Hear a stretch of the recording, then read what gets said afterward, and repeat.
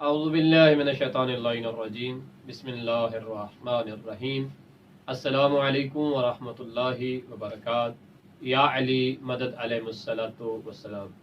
آج کا جو فقہی سوال ہے وہ کچھ اس طرح سے ہے کہ اگر کوئی شخص خمس ادا نہیں کرتا تو کیا اس کے گھر نماز پڑھی جا سکتی ہے؟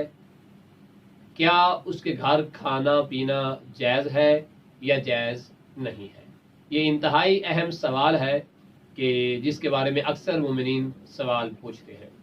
تو یاد رہے کہ جو شخص خمس ادا نہیں کرتا وہ بذات خود اگر اس گھر میں نماز پڑھتا ہے جس گھر کا خمس ادا نہیں کیا گیا تو اس کی نماز جائز نہیں ہے، نماز باطل ہے۔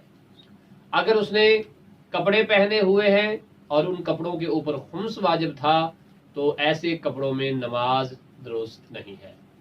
اب آیا باہر سے کوئی شخص، اس کے جو فیملی ممبر ہیں مثلا کزن ہیں یا دیگر خاندان کے افراد ہیں جو اس کے گھر آئیں اور کھانا کھاتے ہیں تو کیا ان کا کھانا جائز ہے یا نہیں؟